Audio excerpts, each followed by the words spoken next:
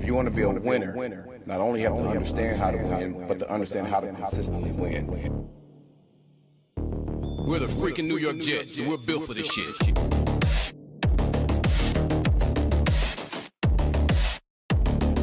That's our brand of football.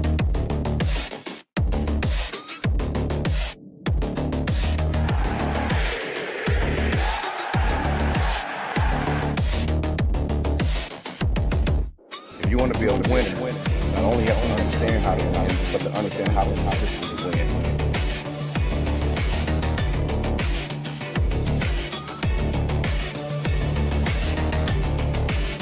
We're the freaking New York Jets, and we're built for this shit. That's our brand of football.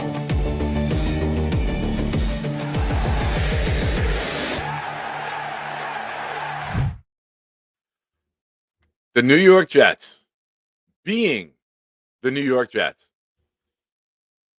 Folks, I am at a total loss of words. You come to this show for positivity.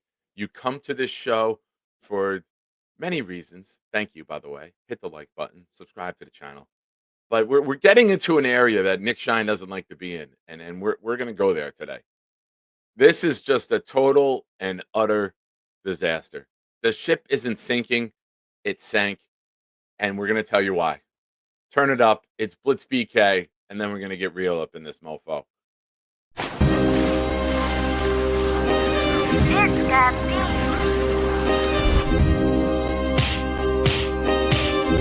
Gentry covered in football! Any day, any night, we all shine, bro. First class shine time, the Nick Shine Show. Anytime on YouTube, if you don't know, the Nick Shine Show, the Nick Shine Show. Dim the lights, but it's still bright as Nick time.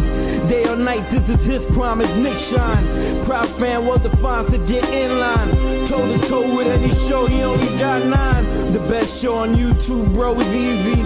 We talk Jets all day, please believe me. Subscribe, you just gotta click a family. We not a click in 3D. You can see a beautiful DP. We see through the fake teams and the tea leaves. So we pray for a coach and a QB and hope that we close to the top in the new league. A toast to the host with the most, Nicky. Who, me? Any day, any night, we all shine, bro. First class shine time, the Nick Shine Show. Anytime on YouTube, if you don't know, the Nick Shine Show, the Nick Shine Show.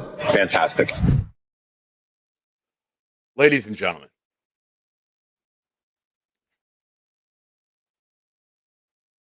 let me break this down. I'm going to be joined by our guest, Matt O'Leary, in a little bit. Matt's scheduled to come in at 12:30. And I said to him, I'm going to go on a rant. You can feel free to pop in at any time before that, but I'm going to start a little early. So, Aaron Glenn is so far in over his head as a head coach that this team has no direction. I said yesterday in the short, this is the direction of the Jets right now. He's blindfolded and he's trying to throw darts to hit a bullseye. Let's review Aaron Glenn as a head coach. And for those of you just tuning in, might not know me, I have been very positive. I've been very patient. I've been patient to the point of a fault and attacked by the chat many times for how positive I am. Hugh Allen, Hugh Black Gypsy, many others. But let's be real. Every decision Aaron Glenn has made has been a disaster. Hired Steve Wilks, didn't make it through year 1. Hired Tanner Engstrand, didn't make it to year 2. All of the assistants that were hired on both sides of the ball haven't made it. You want to say the special teams are great? Great. The special teams that was so great cost us the number 1 pick. That's how great they were. They were so great that they cost us a potential franchise quarterback. And now we're picking 2 when there's not a clear-cut number 2. So that hurt us in essence, that one good decision that he made. But I'll give you that. You don't have to type that. Now, what else? Justin Fields, ultimate disaster. Worst quarterback play in the league. Then what? I'm not going to call my own plays. I'm going to have Wilks call them. That didn't work out. Every single thing Aaron Glenn has tried to formulate has blown up in his face. I get that he's a former Jet. I love the former Jet, but I'm also realistic. And I can look at the performance as a head coach and say, this guy is completely in over his head. And if you don't buy into that yet, let's look at all the recent activity. Interviewed 9 defensive coordinators. Didn't hire any of them. Had to do a rush job yesterday to the one guy dumb enough to take the job because Aaron Glenn is now going to call his own defensive plays. So why would you need a defensive coordinator who's proven? Jim Leonard's not going to take that job to watch Aaron Glenn call the defense. He's an up-and-coming coach. He wants to ascend. You're not going to sit there and just laminate the play sheets and hand them to him Sunday mornings. Offensive coordinator. You wanted to demote Tanner Engstrand to bring in a guy who's going to call the plays, but Tanner's still going to have the offense. None of this makes sense.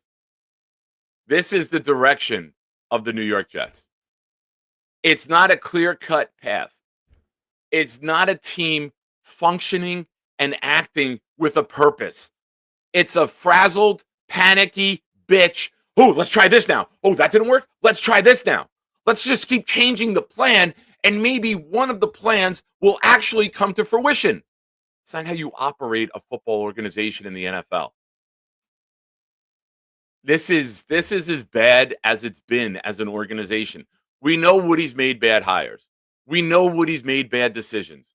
We know Woody has cut checks to people that he shouldn't. But why do you still have Aaron Glenn in the building?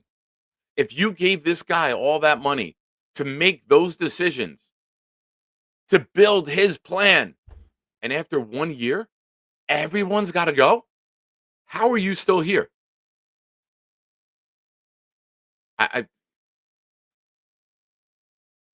I'm at a loss. Every news piece that comes out, you wait to championship weekend to move on from your offensive coordinator after all the good candidates are gone. Not that you were going to get a good candidate. Everyone knows you're a lame duck head coach. Everyone knows you're probably out after this season. You want a positive? Because I always try to find a positive. No matter how far down the road I have to go, I look for a positive. Here's the one and only positive that I can find in all of this. I want to build an elite defense. I want to build a dominant front seven. If Aaron Glenn is the head coach, maybe you're going to see the head coach and the defensive coordinator. Maybe you're going to see some of that come through. Maybe you're going to see premium assets put into this front seven. We thought it, but you don't have the quarterback.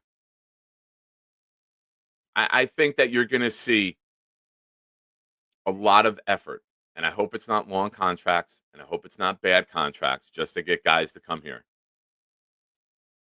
But I think you're going to see a really big effort in the draft and in free agency to build a dominant front seven. Cornerbacks, for the most part, are in place. You need the safety. I'm okay with Malachi Moore starting for another year. If he doesn't improve, I'm okay replacing. I'm not married to Malachi Moore at safety. I get it. He deserves to start another year. Your corners are in place. You need a speedster, though, to cover the speedsters in the league. That's the one thing that we're missing. You can get that in the mid to late rounds. You get a nickel guy who can be speedy. But you got to get dominant up front. You have to get dominant up front. And with Aaron Glenn as the head coach, maybe that happens. You get pushed around too much on defense. There's your positive. That there could be a positive 3 months from now. Not today. Not during the hiring cycle. There's nothing to get excited about right now with the New York Jets, except for the Hulk Hogan heel turn NWO. Nick World Order just took place. I'm wearing black in honor of the NWO. I don't know. That just popped into my brain. I didn't do that with purpose. But here we are. This team is beating me down, man. I try to be positive. I try to look at this through the green-colored glasses. I want to enjoy my hobby. I want to enjoy the team that I put all of this money, effort, energy, time into. It's impossible. It's impossible. Also, I'm on the air. You get a raffle entry for the first person to send an image of me as Hulk Hogan, NWO style, with the title belt, maybe playing the air guitar would be perfect. So we do have a raffle going on. Thank you to the 50 of you in here right now. Hit the like button. Subscribe to the channel if you haven't already. We're going to be joined by Matt O'Leary in a few minutes. I had to get that off my chest. I had to just purge this Jets news as of late. There's no reason that this has to be this bad. This is a team with assets. This is a team with money. This is a team that could have multiple top 10 picks in 2027. Why not cut ties and allow them to move on? Why not allow a good regime, potentially, to come in and say, hey, man, we got all these picks. We got 8 picks in the first 2 rounds. We know it's been bad here. And then maybe you can get one of these head coaches that everyone else seems to be getting. 8 new head coaches this hiring cycle so far. Offensive coordinators, all young, up and coming. We're going to get Frank Reich. Who wants Frank Reich? Mrs. Reich probably doesn't even want Frank Reich at this point of life. Shout out to the Reich marriage, if there is a marriage. I don't know. I'm just spitballing right now. I'm Aaron Glenn. I'm blindfolded throwing darts at a board, folks. I don't even know where my insults are going at this point. Do we deserve it, though, Scott?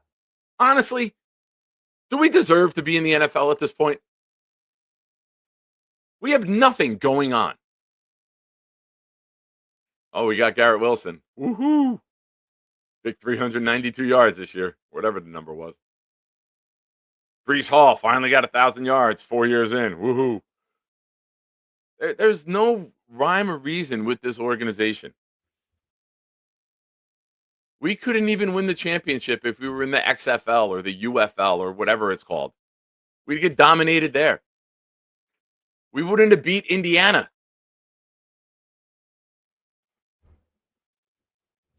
I don't know. I don't know where to go with this, guys. Every decision Aaron Glenn makes, it's, what was that? Why? How? I don't understand this. It's desperation. It's lack of options. It's lack of credible coaches. And if you think the coaching cycle is bad, wait a month and a half till mid-March when you hear all of the players we're rumored to be in on, and they don't come here. Players like stability. They like money. They're going to get their money. And if it's a little bit of a difference in money, they're going to go where it's stable. They're going to go where there's a proven coach. They're going to go where it's a team with a chance to play for a championship or a team on the uptick. You're going to get players that nobody else wants, just like you're getting coaches that nobody else wants. That's the reality with the New York Jets right now. Thank God there's a draft. That's the only way we can get players to come here. Probably against their will, right? If you're an agent, you're hoping you don't get drafted to the Jets right now.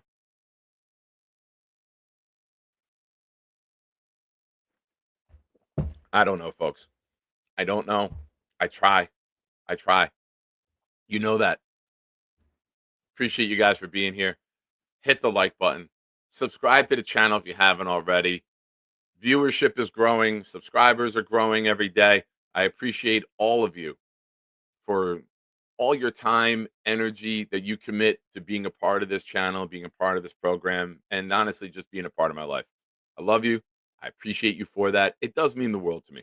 Those of you who I talk to on a personal basis, not just through the camera here, know how much this community means to me and does for me. You know, on a mental note, on a personal note. So I'm very grateful for all of you. We do have a raffle going on. It's the Super Bowl raffle. Super Bowl morning. We're going to do a raffle. I'm not sure the time of the show yet. They're rearranging some of our travel games that we've missed for the last couple weekends with the storms, and there's more coming. So, to be determined on the Super Bowl morning show. However, it's a Joe Namath autographed helmet. Super Bowl Sunday. We got to give out the only guy to ever win us the Super Bowl. $5 super chats and up get you on the wheel. Gifted memberships get you on the wheel. If we get 15 gifted memberships during this show, we'll double all of the entries for the show. So, little incentive for you guys to donate, get a little perk, if you will. And since I love you folks so much, I'm going to gift 5 right now. It doesn't count towards the 15. I just like giving back to this community. It makes my heart warm to be a giver. Not like Johnny Boy in the chat, who's always looking to receive. I read bathroom walls, Johnny. I know what you're all about. All right, folks. My 5 went to Robbie Oak, Thomas Gannett, Connor Long, New York Flight Jets Talk, our guest this past Sunday, the Meadowlands Swamp Thing, and Haitian HL Scout. Haitian HL Scout. The Scout. So, thank you, everyone. My little gift to you guys. Appreciate you being a part of that and being a part of the program. Programming notes going forward. Sunday, 8 p.m., Shine Time in prime time. I'll be joined by my very good friend, Gunny. Get a lot of great feedback whenever Gunny's on. Feedback's always how much you guys love us talking ball back and forth. So, this guy right here, we got to get together soon. Adam, WA2K99, New York Sports, Wicker Media. You got to come on. It's been too long. Let's talk. I'm going to give you a call today. I know I tried to play phone tag with you last week, but then I got really sick. I think I called you on Monday, and then Tuesday I got sick, and then I was out of work Wednesday through Friday. So I know I owe you a call back. We played phone tag a little bit, Adam. But, yeah, we will make that happen as soon as possible. And can't wait to hear all the great things you have going on in life, buddy. So, folks, here we are. We're going to hear from Matt in a few minutes. Questions, critiques. Don't forget, Super Chats always get you right up to the front of the line. $5 Super Chats and up will get you on the raffle wheel. I don't know. Give me feedback. You heard my opening rant. Am I off? Listen, I don't ever sit down in this chair and in front of this microphone and look to give you any clickbait, rage bait. That's not me. It's not who I am. For those of you like Knob and Johnny Boy and WA2K and Yeti and Stack and many others who've been here for a very long time, know that when I sit down, I'm going to be logical. I'm going to be rational. I'm going to look for the positives. Even if they're not visible to everybody, I'm going to try to find it. But this is where I'm at now. I can't imagine what the rest of you are going through. Am I off? Like, am I putting together, am I summarizing what we feel as a fan base? You can't be looking at a guy named Duker. Also, fuck Duke. Let's go Tar Heels. Always very important. Just to show you how important that is to me. Here. This is how important that is to me. I can't root for a guy named Duker when I'm at the Dean Dome, baby. Forget anything Duke. I will say this, though. Boozer's nice. I'll give you that. It's about as nice as I'll be. And for those of you that really know me, know it took a lot for me to compliment any Duke player. But young Boozer's nice. I'll give you that. But that's it. Back to hatred. All right. Let's check on the chat while we're waiting for Matt.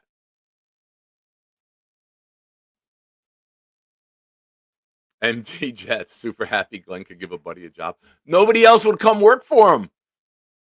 What defensive coordinator is like, yeah, I'm going to be the coordinator, but you want to call the plays? Why are you even interviewing us, dude? It doesn't make sense.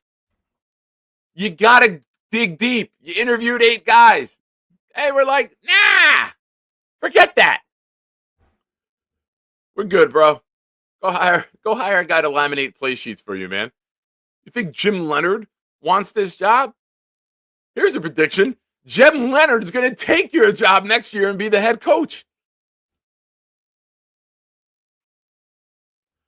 David, one of our resident Detroit Lions fans coming in. Nick, it remains to be seen if Brian Duker turns out well as Jets DC, but in my humble opinion, honest opinion, either one, the H works for both.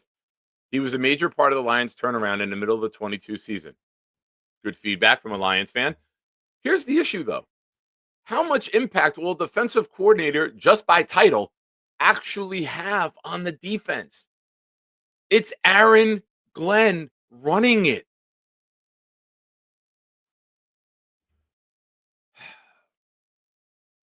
I don't know. I don't know. I mean, what are we going to do? Like, the people who hate Aaron Glenn will give Duker credit. The people who want to see Aaron Glenn fail will give him the blame and give Duker the credit. That's just the way it's going to work. I don't care who gets credit. I just want the team to get good. I think I'm asking for too much. I might be asking for too much. Bledsoe's internal bleeding. I'm sorry, man. We don't have to agree on everything. We don't have to agree on everything. Thank you for being here, though. You know, with your comment, you always get your name put up. Shout out to everybody. Ladies and gentlemen, I thank you for listening to my rant. I consider myself a very positive, logical fan. This might be one of the content creators that I think are more calm than me for the most part. I'm very logical, rational. But this guy, he's the top dog. Ladies and gentlemen, my good friend, Matt O'Leary. Matt. I know. I was listening to your rant. Epic start. Absolutely love the beginning of the show today. I don't know what's going on with this team. I appreciate the usually cool, calm, and collected. Yeah, throwing darts blindfolded. That sounds about right. I don't know. You hit a waitress in the eye. Yeah. You hit a kid at the table doing the connect the dots. Like, what are we doing, Aaron Glenn? Yeah, I don't know. And like, they just virtually interviewed this guy yesterday after whatever fell through with Wink Martindale, for better or for worse. And they go, you know what? We're going to roll with Ducker and, well, Aaron Glenn's going to call plays here, I guess. Wink spent the weekend with them in a snowstorm, and both sides were like, nope. Yeah, which I think, I don't know. Obviously, I wasn't there, but just trying to make sense of this, would have to imagine that they went to Wink and was like, yeah, Aaron wants to call plays. And he's like, F that. I'm not coming here for Aaron to Wink call. shoveled himself out of Florham Park, dude. He's like, yeah, man, why am I here? Yeah, he dug his car out, got back in, and headed out. Why? Like, you know me, Matt. I try to find a positive. Sometimes it's annoying with how far I go to find it. But everything Aaron Glenn has done, every decision he made, every time he put his 10 toes down, jealous about that part, not going to lie. But every time he's gone 10 toes down, it's been the wrong decision.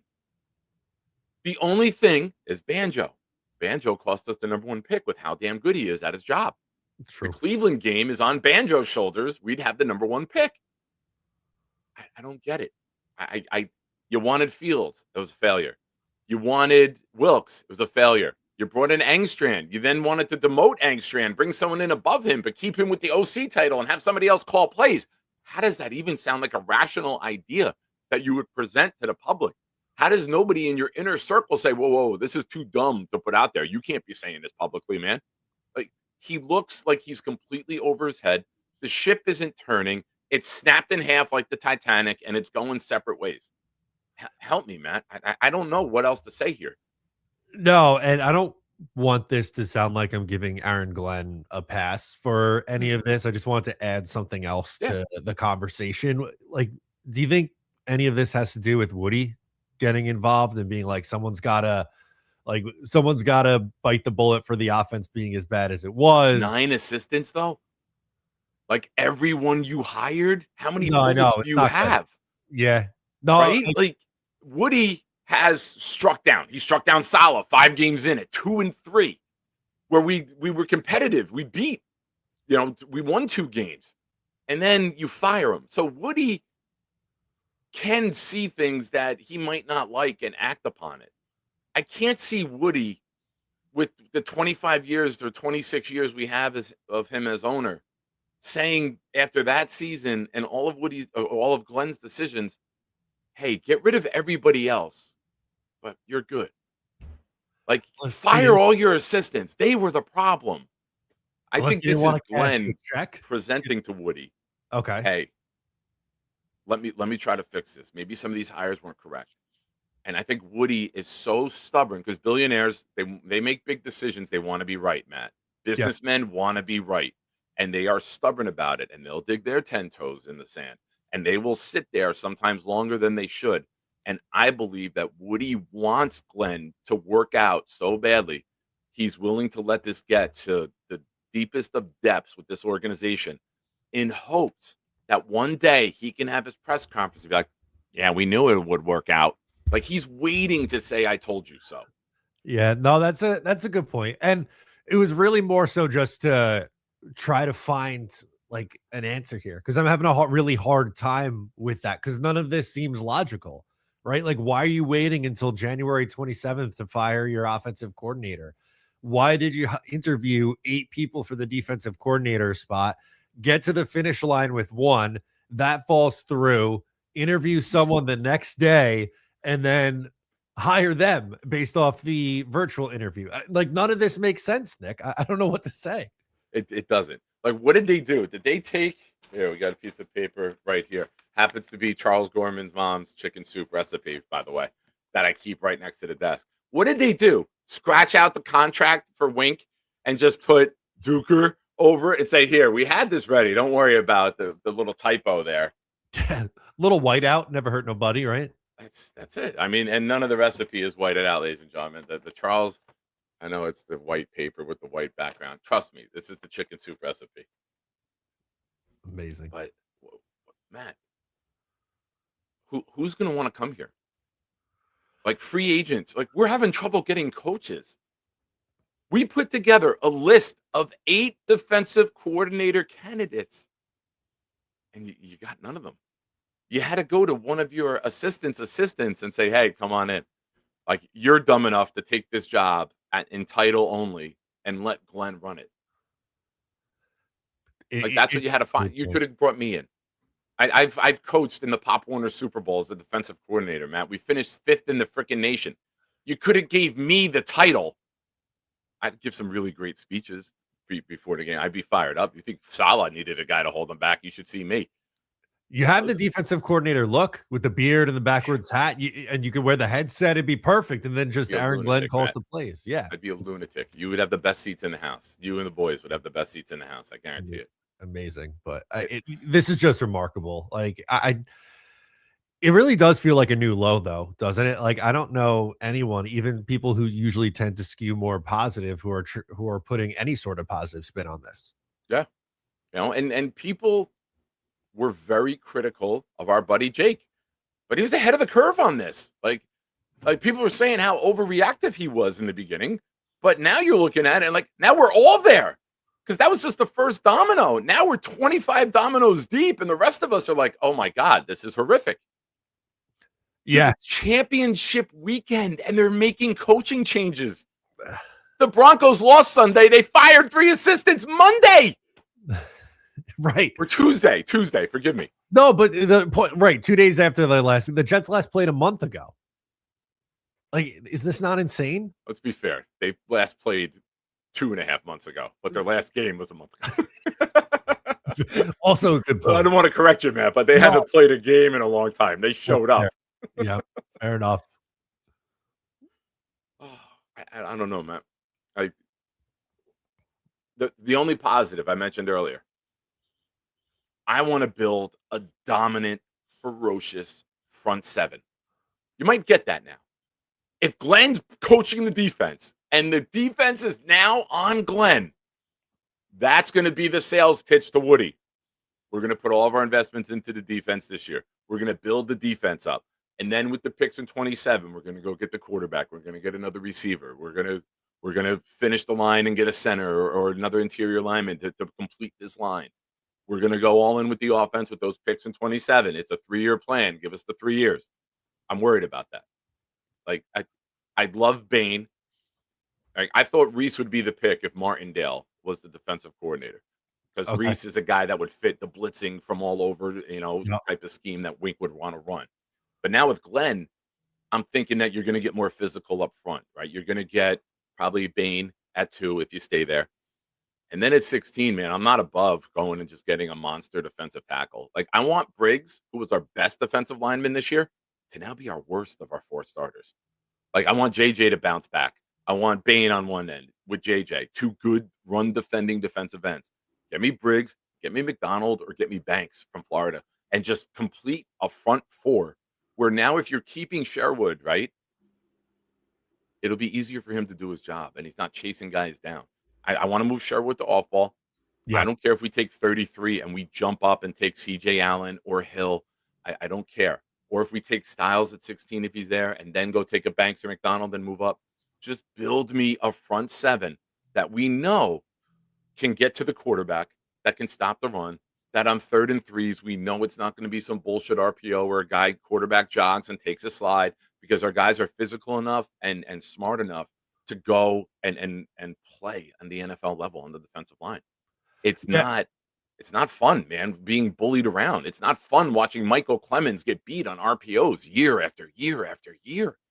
We gotta get more physical up front. If that's the goal this year, build an elite front 7, attack the offense in 27, I'll be okay with that, Matt. Because get great at something. And without the quarterback, you can't get great on offense.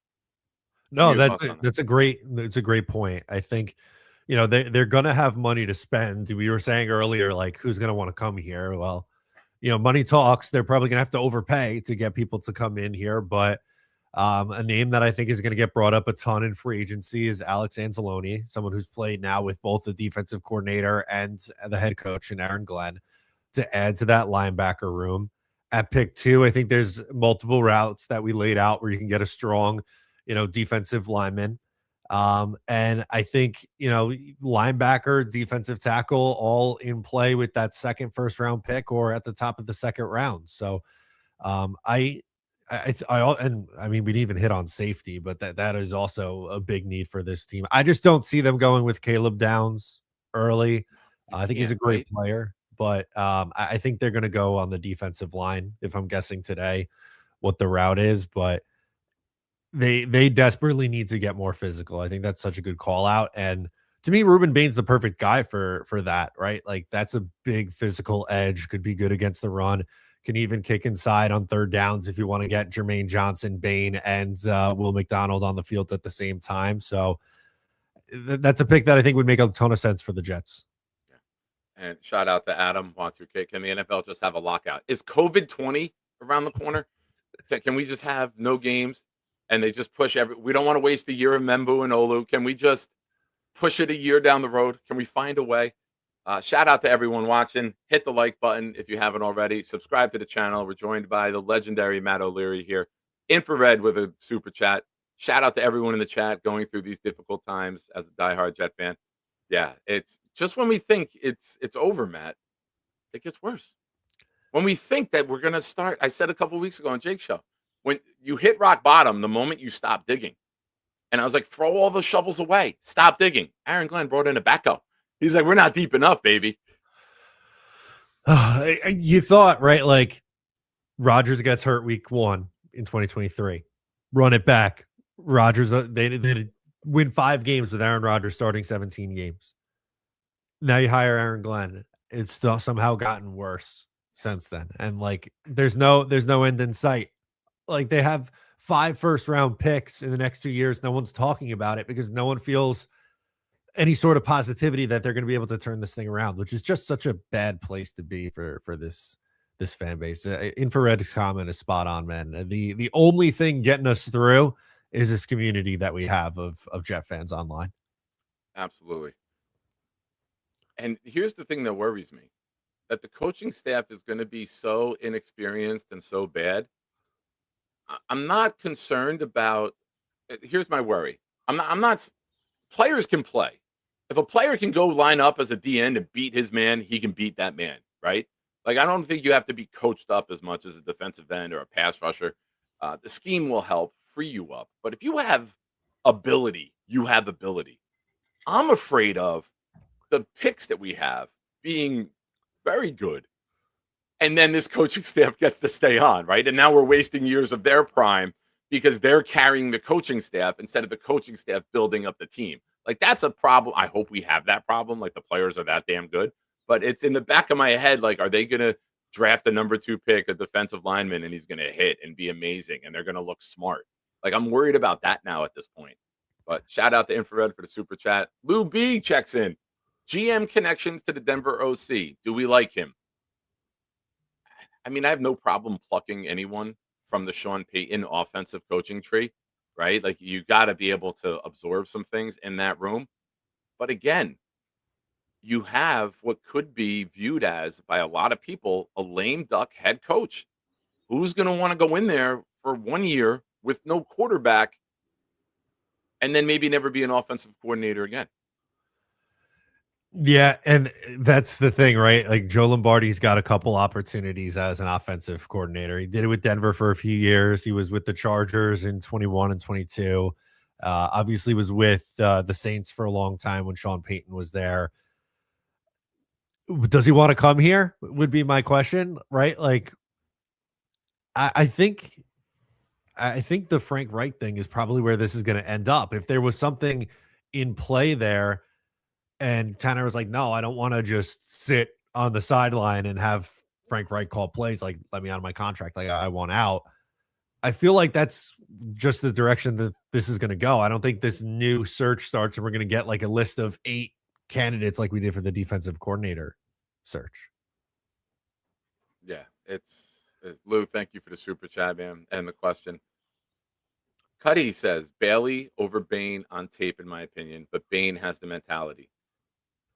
My opinion with this is I think Bain fits the more physical, badass defensive line that Glenn would like.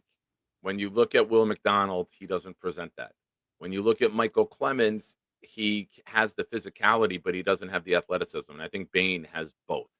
So they gave Clemens a shot. They like the physicality of Clemens. They put him out there quite often this year. But when I look at Bain, I think Bain screams to me an Aaron Glenn player. And I think if you're going to go with Bailey, I would be shocked because of what I've seen Aaron Glenn have throughout his career and the preaching about how the type of football that they want to play. I don't think that Bailey fits that. Membu was their first draft pick. Physically imposing, physically dominant, drive you to the ground. That's the type of team they want to build. And I think Bain suits that ideology more. Now, granted, if it was Robert Saleh still here, Bailey would absolutely 100% be the pick. You put Bailey out in wide 9 and you let him just go. Yep, that was exactly what I was going to say. If Saleh was still here, I could absolutely see a world where it's Bailey over Bain. It depends on what you're drafting for, right? And I think Bailey's the better overall pass rusher, but if you're looking for, as we talked about, getting more physical up front, being more stout against the run, I think Bailey's probably better against the run than a player like Will McDonald, but it's not to the same level that a Reuben Bain or Arvell Reese would be. So if you're just trying to project what style of player this regime would going to go, I think Bain would make more sense than a Bailey, but that's not necessarily saying that, Bailey's not a good player or he's not worthy of a top 5 pick. I think he is in the right circumstances, but I don't think that's the route that the Jets are going to go in this draft. Yeah, you can't even look at the defensive coordinator and say, what type of defense does he want to run? What type of style does he want to have? Like, it's basically Aaron Glenn's show. So shout out to over 100 of you in here watching right now. Appreciate all of you guys. Hit the like button. Subscribe to the channel if you haven't already. We're joined with the great Matt O'Leary. Super chats, $5 and up. Get you on the Joe Namath Super Bowl Sunday Super Wheel. Gifted memberships get you on. I gifted 5 to start the show. If we get 15 more, we'll double all the entries for you. Great, outstanding Jets fans who are on the ship with no lifeboats and somehow being told, don't let go. So, what's your thoughts, Matt, on the quarterback position? Sorry to just chuckle because, like, I don't think there's a perfect plan It's here. you see my face. This is my sarcastic face. Like, Yeah, your guess is as good as mine. There's probably going to be 20 names that are brought up for the Jets in both free agency and the draft. I think they're going to have to add a veteran, who that is. Maybe like a Mariota type or someone in that sphere, Jimmy G, player like that. And I think they'll add someone in the draft too. Now, I think my preference would be like how you laid it out, where you're loading up on the defense with your early picks. However, with this staff being in the desperate position that it is, I'm curious if they would take that swing at Ty Simpson at pick 16. Just to say, hey, if we're going to go down, we got to go down taking a swing at our quarterback, because if we don't improve this year record wise, we're never going to get our chance to take that swing on the quarterback. It's not I got a necessarily sleeper for you. okay. Hit me. I got a sleeper for you. And I watched some videos of him last night, and I saw across my YouTube feed something popped up, and it was a short, and the guy talked about him, and then I dug a little deeper. Jack Strand. He's a D2 quarterback from MSU Moorhead. He's 6'7", 240, but he runs like he's 210. He doesn't run like a baby giraffe like we heard about Mendoza. He can make all the throws. He's got a very strong arm. He's got the physical presence. You know, he can make all the throws from the pocket. He can be strong. Obviously, 6'7". You're tall in the pocket. You're not going to be able. You're not going to have your. You're not Kyler Murray in the pocket. Now, that's a guy that you could take. You can sit. You can put him behind a veteran. Maybe at the end of the year, you see if you got anything there. You know, maybe you give him a chance, like the Brady Cook the last couple games, and if he can give you a spark, and maybe he can show something. You don't have to go quarterback right at the beginning of the 2027 draft. You can go build around someone and get him a Jeremiah Smith. You can bring in a Simmons as an edge rusher if you decide to move on to from JJ. You can use these, and I believe the Colts are going to have a top 10 pick as well. I'm operating under that mentality for next year because they don't have a quarterback either. And they fell off the face of the earth this year. Shout out to Charles Gorman and his commitment to that team. But go get me a guy that maybe if you're going to roll the dice on someone, go roll the dice on somebody that might have the largest upside in the entire draft. And someone who, I mean, I'm sure not many people know the name, but if you look up Jack Strand, quarterback, MSU Moorhead, you're going to like what you see on tape. A lot of his throws are in tight windows. You know, you're not getting a lot of great separation at that level in college, so you got to make some tight throws. But I liked what I saw. I don't think this guy's going to come in and win a Super Bowl. I don't think this guy is going to reinvent the wheel at the quarterback position. But with everything else, I'd rather take a chance on him, who played on a small platform, Matt, than Ty Simpson, who is 23, inexperienced. As the season went on and the film got out on him, he regressed and got worse, right? Yeah. Like, you want to see a guy that, you know, the great ones, Peyton Manning, Tom Brady, all the great quarterbacks that you can list. You knew what they were going to do, but they could still beat you. You tried all week to stop them, but they still did what they wanted to do. Simpson was the opposite. Simpson, as soon as you saw what he wanted to do, the regression hit. Yeah. I don't know if that's a guy that I could get behind, but I get your logic with it and with why the Jets may do it, to like say, hey, look, we took a chance. Yeah, and like I said, I don't know if that's my preferred route. I would say probably not, but just speaking from like Glenn and Muji's point of view, I think they could view it that way. I'd be open to taking like a Garrett Nussmeier on day 2 if you wanted to do something like that and use, I don't know, 2, 16, and 33, trying to build up your roster and then pick 44 as like a Garrett Nussmeier type.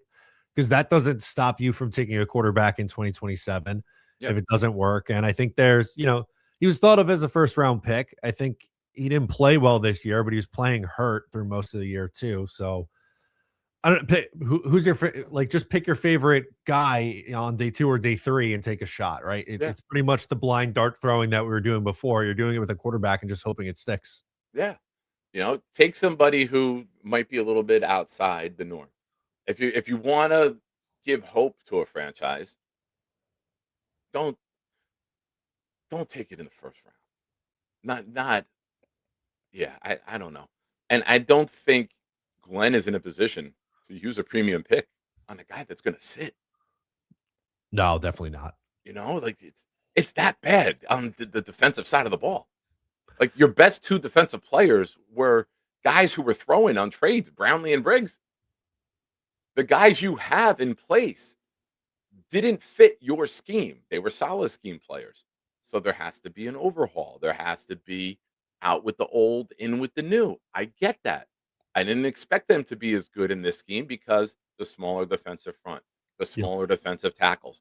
That's not the type of style. That's why Briggs came in and made an immediate impact. That's why Phillips came in and made an immediate impact. They were the players that fit what Glenn wants to do up front, but they're not top-notch players. They're role players.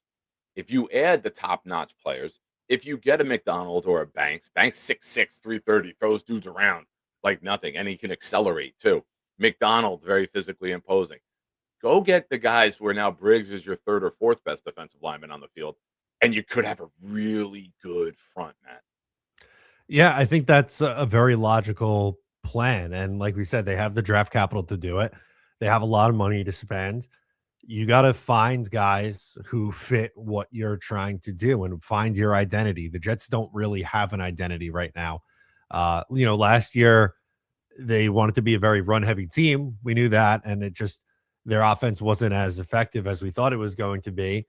But on defense, they didn't have one and they weren't schemed well. So it's up to, Aaron Glenn's trying to save his job. So there's a lot of pressure on him this year to get the defense going in the right direction. And the best way to do that is find guys who fit your system, because it seems like there's a lot of players on this team that don't. Yeah. The great Peter Castro says, the great Nick Shine, we're screwed. Feels that way. That's the summary right there, folks. Thank you, Pete. Appreciate the super chat. And I've been loving your comments in Matthias Simons, the Greenhouse Football on Facebook. I've been following your anger. Shout out to all of you here. We got 125 of you watching right now. Awesome new high during the day for us here. Thank you, Matt, for joining us. Hit the like button. Let's get over 100 likes, folks, for the live stream. Would appreciate that. Subscribe. We got a bunch of new subscribers in this chat so far today. Welcome to you. Thank you for being here. Super Bowl raffle going on. Joe Namath helmet autographed will be going out.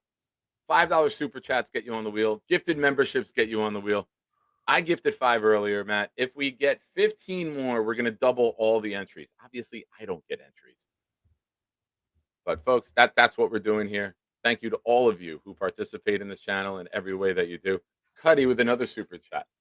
Personal opinion, best case for 2, 16, trade down 2. I like the idea of a trade down. I just don't know who is trading up without another quarterback in the mix. So I think at 2 for me right now is Ruben Bain. At 16, I know we've talked a lot of defense, so I'd say Sonny Styles, but I'm also kind of hoping Mekhi Lemon is there, because I think that would be your 1B for Garrett Wilson, and you at least would have a plan of attacking in the passing offense. I think they desperately need a second wide receiver in here, and I love his game. I think his yards after the catch would be a nice element to this offense, and help a young quarterback who just needs to get the ball out, get it to your playmakers, and let them do the work. So For me at 2, I think is Ruben Bain making the most sense. We've talked about that one. And at 16, I'm hoping for Sonny Styles or Makai Lemon. Yeah, I mean, I'm looking at the board now with the teams picking in front of us from 16. You know, it's rough, man. It's pretty damn rough with hoping that 3 receivers don't go, right? You Mhm. look at Tennessee at 4, they could very well go and get one. You could look at the Giants, they can get one to pair with Neighbors coming off that injury. Cleveland needs more weapons for, if they're going to roll with Sanders, you need more weapons on that offense. Washington could pair somebody with McLaurin and load up again for Daniels. The Saints need everything. Kansas City, if Kansas City doesn't go Love or somebody takes Love, then I think that's another place for a playmaker. Dallas could take another playmaker. They always take the biggest name on the board, right? They'll take the best player. They don't care about building the team the right way. They just want star power. Baltimore, you can't ever look past them with adding weapons for Lamar. There's a lot of places for playmakers, for me, I think I look at the Giants. I think that Downs, if he's there, is the perfect fit for the Giants because you have your edge rushers. You got Burns, you got Thibodeau, you got Carter, you got Dex. You need that elite playmaker on the back end. And not that I'm a Giant fan, but I can look at football teams and assess them like you do, right? And if you put that playmaker on the back end, that's the final piece of the puzzle. Like I always say, Matt, a running back is the final piece of your offense. You Yep. build your line, you get your quarterback, you have your weapons, you have your tight end. All right, we need that last piece to put us over the top. Now we're going to take the running back. We're not there. No, We're no. not there. I mean, there's many teams that aren't there. But I think the safety for the Giants is that final piece. You can get a cornerback in free agency, spend your money there. But you bring in a piece like Downs on the back end, you can turn any defense around really quick if you have the front. And they And do. they do. They absolutely do. Their defensive line is very, very good.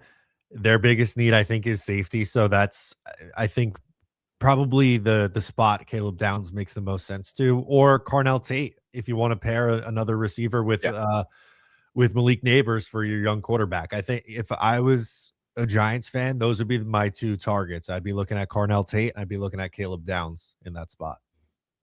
Yeah. I mean, to answer this question for me, my dream would be Bain and Styles. That would be my best scenario. I would move Sherwood to off ball, let him just cover tight ends and running backs. Let Styles, a true Mike middle linebacker, call your defense because I felt that we got beat time and time again in the chess match. It was like me going up against a 13-year-old Russian playing chess with Sherwood as our middle linebacker. I feel we were never aligned the right way. I feel that we were always late on adjustments and recognition pre-snap. I would move Sherwood off the off ball and put Sonny Styles in the middle. A CJ Allen, even Hill from Texas. Just put a true Mike in the middle of the field. Let Quincy go, obviously. Shift Sherwood over. And now with that 33rd pick, go get a defensive tackle. I was really big on Amari Washington from Oregon. And when he went back to school, that upset me. Him and Mateo, the 2 defensive linemen from Oregon. I was targeting those guys at 33 and 44, man. And then when they went back, I was like, damn, that stings. Because that lessens that second round talent where you can go get that D tackle and put him in the middle of your D. But Cuddy, thank you for the super chat. Leany, ladies and gentlemen, gifted a membership. Went to Dominic D'Angelo. Thank you, Queen Leany. You are awesome as always. And congratulations to Leany. She won in my Discord. We did like a playoff prediction pool, and she locked it up already before the Super Oh, Bowl. hell yeah. So Good stuff. congratulations to Leany. No money involved, but bragging rights that the grandma kicked all of our asses in the playoff prediction. So shout out to Leany. Wild Wave 20 member for 20 months. Woody is cheap as well. Don't forget that he tried to play Muji's contract too. In order for Glenn to win, he has to stack that defense. Reese it too. Yeah, I'm not mad at Reese, Matt. No. Like, I know we both like Bain, but I don't think any of us are going to flip a table if the pick is Reese, right? Just get the best players. If you feel that that's the best player, I'm okay with that. Yeah, and they could obviously use him in creative ways too, right? Like you could have him, screaming off the edge. I think similar to like Micah Parsons, played linebacker at Penn State, comes to the NFL more of an edge rusher. I think that's the way that they're going to use or whoever drafts Reese would use him. But you can get creative and kind of move him around your defense and send him blitzing from multiple different spots. Addison says move Sherwood to off team. I think he got one more year with that Yeah. contract. I think that they're gonna. I'm not against it at all, Addy. I'm not. But I think that they may look at him and say, "We'll move you to off ball, and maybe we can use your ability to run and tackle in space and use you there." But I definitely want a true Mike. Shout out to Sherwood. He was drafted as a safety, started as a special teamer, worked his way up to middle linebacker. Mosley gets hurt. He stepped in. He did very well. Was in the top 5 in tackles that year. And then they signed him without ever coaching him to an extension. They didn't even let him hit free agency, Matt. They said, no, we need you here. They thought they had it with him and Quincy. They got exposed in this scheme. And we know there's questions about the scheme. I'm worried that Glenn is going to be so stubborn, which he's been known to be, and just say, I can make Sherwood work at the middle linebacker and just keep him there. That part scares me. And now if you bring Reese in as off ball and Sherwood, I'm not excited about that middle linebacker group.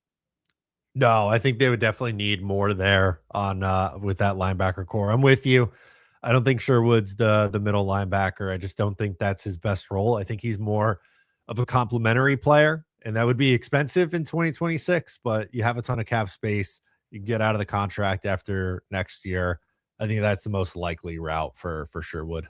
Yeah. I mean, I look at these teams in the NFL and you watch them, it's 3rd and 2 and they get a stop. And then it's 4th and 1 and they get a stop. And it's like, man, I remember those days. Mm-hmm. I remember when Sean Ellis was a defensive end and would throw offensive tackles out of the way and crash down and make a tackle for a loss. I remember Calvin Pace being a physical defensive end or outside linebacker hybrid that would seal the edge. Not the fastest guy in the world, but he was so physical he could throw tight ends off of him who were trying to block him and make the play. Like, I just want that dominant front. I will take a guy who's more physically imposing than the guy who loves football. And Matt, here's a take that I've had with this defense and with this team in general. There's too many nice guys. I need an asshole. Like, I need a guy who's not afraid to scream and yell at his teammates. Quinnen Williams did it once, and it was at a coach. And we were like, oh, my God, what's happening? No, I want that. I want a guy who's going to lash out. I want a guy who's going to demand more from his teammates. I don't want the PR guy being the leader on the team. Hey, man, we got to worry about our favorite Taylor Swift song when we're walking off the field today after practice because the social media team's going to be there. I want guys on the team, maybe 2 or 3, that the social media team's like, we can't put a mic in front of this guy. Like, we just got to avoid him. We can't make eye contact, look down when he walks by, and let him call out the players. We're too nice. Niceness is softness. And we're too soft. We're too nice. We got too many guys that love football and what football does for them and don't care about being great on Sundays and making everyone around them raise the water level of the room. I want a guy who's maybe seen the inside of a jail cell, Matt. Am I crazy? No, I think that's what Michael Clemens was supposed to be, right? Bringing that intensity and that attitude. Unfortunately, play on the field didn't really back that up. But yeah, they do need that presence, and I don't know where it's coming from. It's not on the roster right now. I can tell you that much. Warren Sapp was an asshole. Hall of Fame. Ray Lewis killed a dude. Hall of Fame.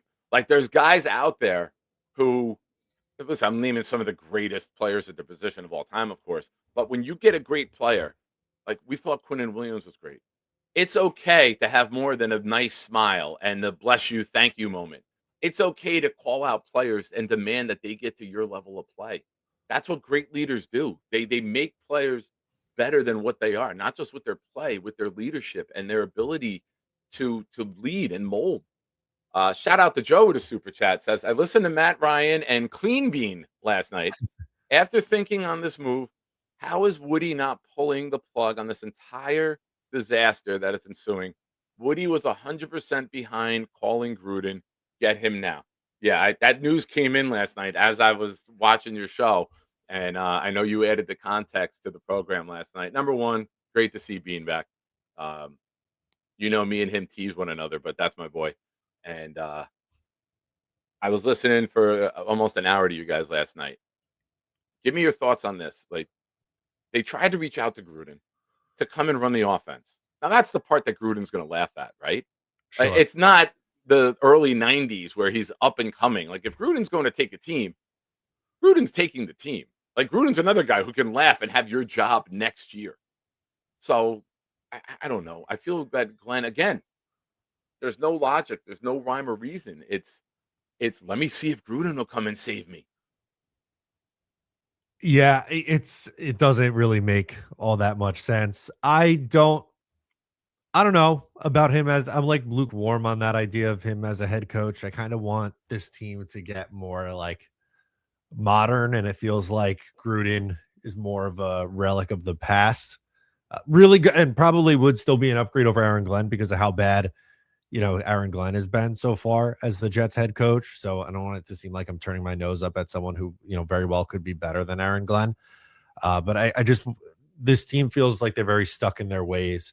Um, calling Gruden, trying to get Frank Reich, trying to get Wink Martindale, and not really getting into the more modern NFL. So that would be the approach that I would look to take if and when they do move on from Aaron Glenn. It reeks of desperation. Yeah.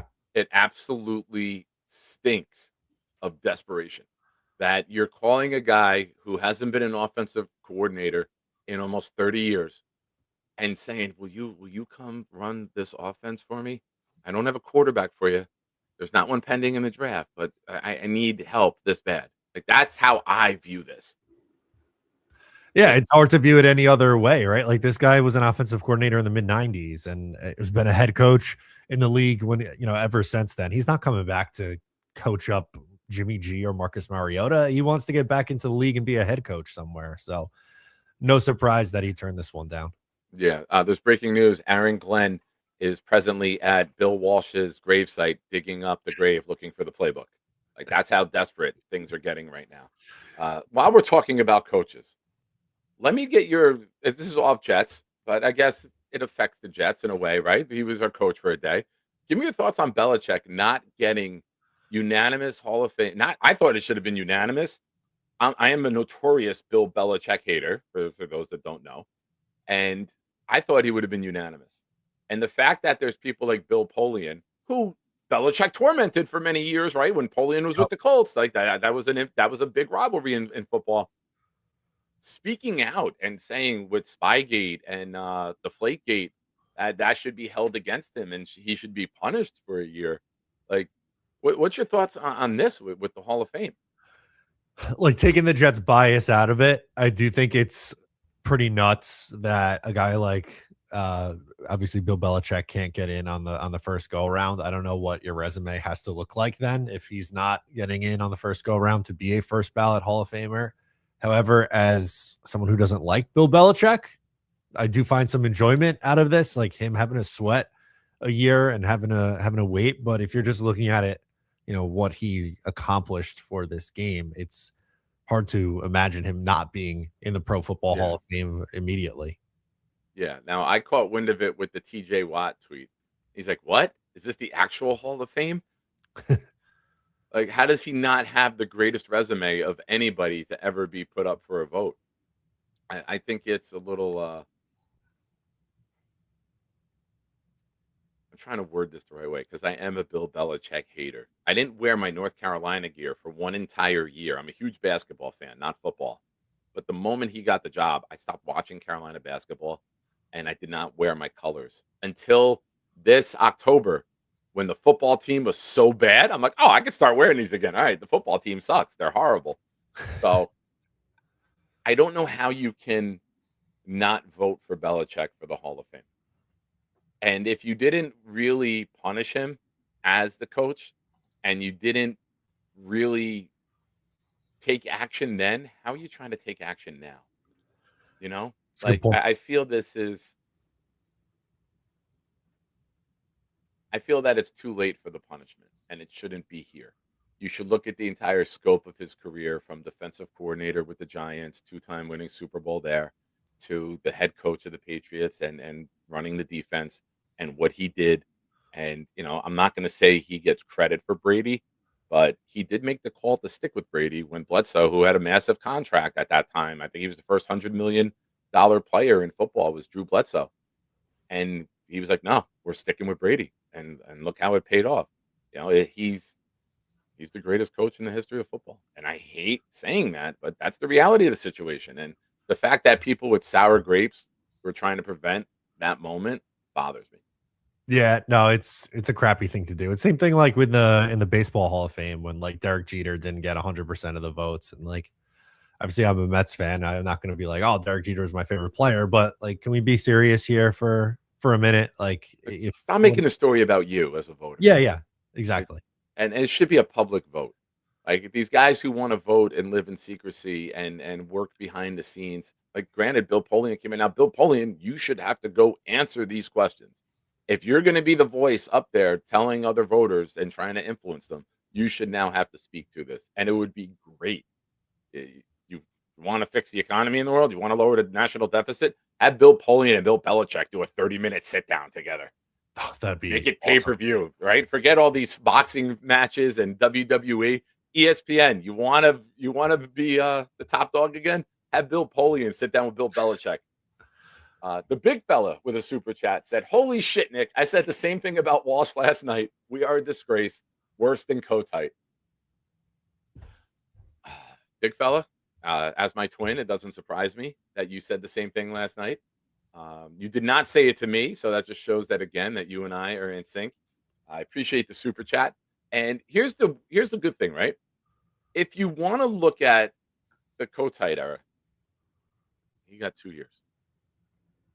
All right, you hope Glenn maybe he only gets the 2 years.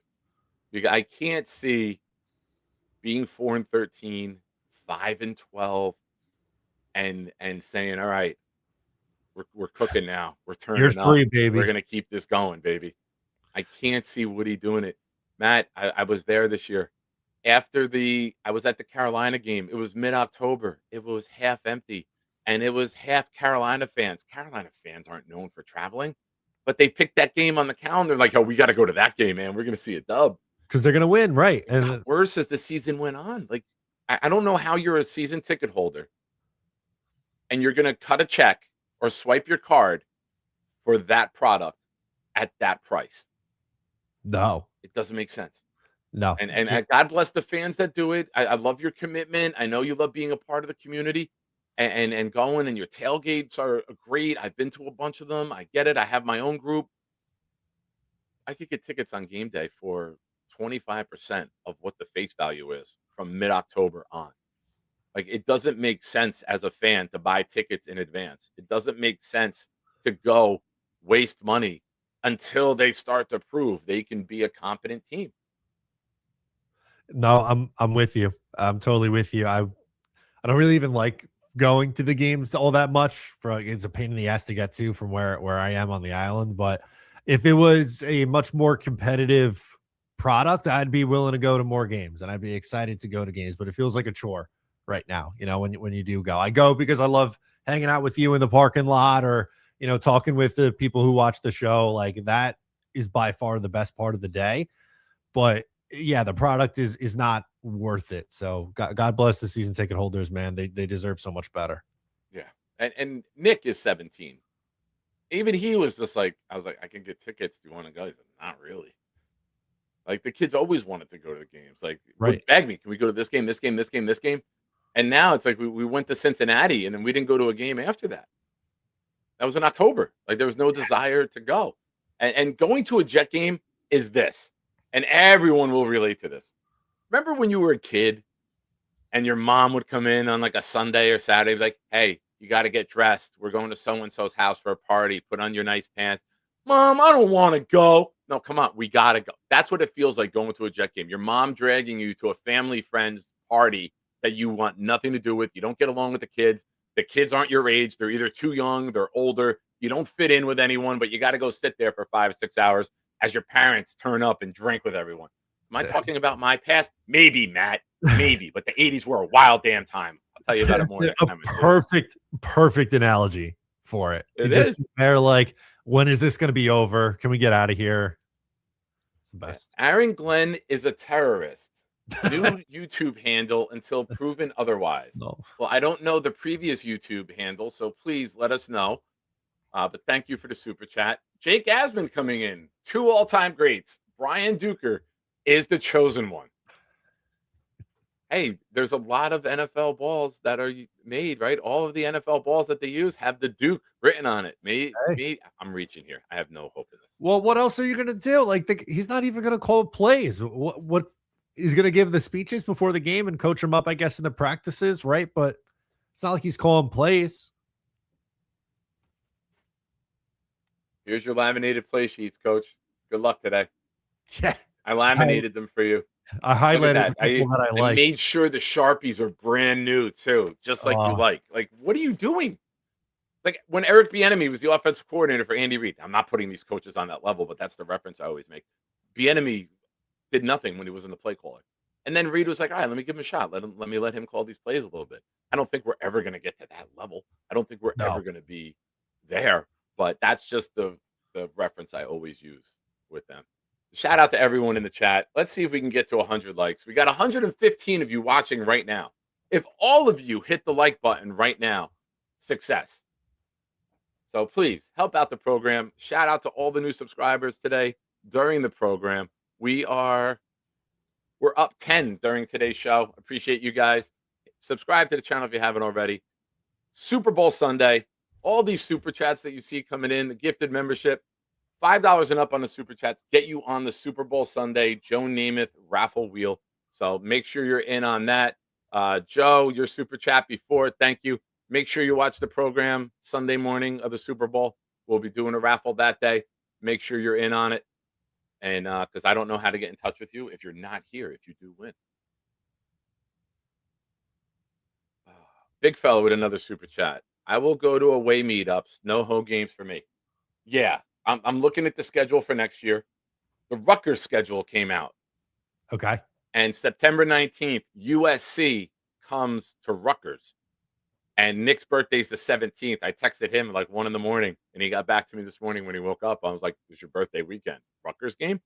He's like, "Hell yeah, let's do it." So like that's where we're at as Jets fans, that I'm like getting excited about what Rutgers games will be in Piscataway, New Jersey. So maybe we'll do meetups there, Jets fans. We'll go to Rutgers games instead. Yeah, to watch all the big prospects come in, right? Yeah, that's Love it. that. We'll start our draft work for USC players. Love that. Oh, horrible. Absolutely. Addison, you got to come out from California that weekend. Get you out here for the USC Rutgers game, buddy. Now it would be great if the Jets had a home game that weekend and just do like a big football weekend. Yeah, the double whammy. I like that. So last night I saw you guys mentioned your draft party. You want to tell everyone here who may have missed it what you guys got going on? Yeah, so for night 1 of the NFL draft, the Talking Jets crew is doing a live watch party in Hoboken, New Jersey at Texas, Arizona. It's a great bar. You can throw a baseball from the Hoboken Path train station and hit the front of the bar, so it's really easy to get to. $25, you get your first drink free. $5 draft beers, well drinks, and house wine, 50% off app. So good deal on food as well. And come hang out. We'll be broadcasting live and giving our reactions to both Jets picks in round 1. Yeah, I'm pulling it up right now for you. Here you go. For those of you that don't have the info, this is from the guys last night. If you want to screenshot that. If you've ever seen the movie Dude, Where's My Car? I will banish you to Hoboken, New Jersey. Every time I hear Hoboken, I hear the continual transformer. It's an old movie, Matt. Are you aware of Dude, Where's My Car? Like, I know you're younger than me. Yeah, that's one of those movies that I feel like was on TV all the time when I was growing up. I don't know if I've ever seen the full thing, but I've definitely like flipped on TBS and had that on for a little bit at some point. Yeah. It's a go. How long do I have you for? I got maybe about 25 minutes, half hour before I got to head to work. How long do I have you? It's about 1:30. I got to take the dog out. Okay. Congratulations. I mean, we talk off air, but the marriage, the dog, any other news on the way in your household? We got any? You want to break news right here, Matt? Go ahead. Not yet. All right. Sure, at some point that will be coming, but yeah, after I said to Taylor, she's been wanting a puppy for a long time, and I was like, let's just wait till after the wedding. And 2 weeks after we got married, we drove down to Virginia to pick up a golden retriever puppy. So he's been great. He sleeps a lot, and I just keep him on a schedule, man. I'm just trying to get that training down pat. That's all. Shout out to Addison in the chat who corrected me. The Continuum Transfunctioner. I drank a lot back in the day. Other things were involved. Memory sometimes foggy. I said it wrong. But Addison, thank you for the correction in the text. You are 100% right. Great movie, though, if you get a chance. If you're ever having a day, Matt, like with all the snowstorms that we've been having when you're done with the driveway, kick your feet up and throw on Dude, Where's My Car? And like have a couple beverages, and you're just going to sit there and laugh your ass off. Make sure you get unedited. Okay. Don't be watching. Yeah, you got to enjoy that movie unedited. But it's a good one. Well, Matt, I don't want to hold the dog up. I don't want to hold you up. I appreciate you. I appreciate your time. And I'm not sure where I'm headed for the draft yet. Might be doing a thing down in Atlantic City and nice. having like a whole weekend, like we do like a draft weekend down there. So I might be there. I'm not sure if I'm going to be in New York or in Hoboken with you guys, but I may split my time and maybe go to Jake's in the city for a bit and then take the path over and come right over to you guys and maybe get there for the second pick. So I want to see everybody, especially Bean and show my love to everyone that day, but not show my love the way that Johnny Boy in the chat would show love, but just a bro hug. Absolutely. I appreciate it, man. We're really looking forward to it. It's a good time. We loved you and Jeremy belly bump at our first draft party. Not much belly, man. I'm down 148 pounds from my heaviest, Matt.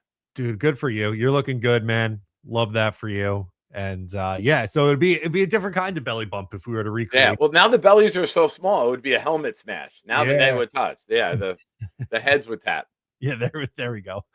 Gotta love it. But again, thanks for having me on. It's always a blast coming on. Welcome anytime, man. Keep up the great work. Appreciate all the content you put out there, buddy. Thank you, man. Have a good rest of your show. You too. Take care. Great Matt O'Leary, ladies and gentlemen. Aaron Glenn is a terrorist. Said, everyone come to the Nashville game.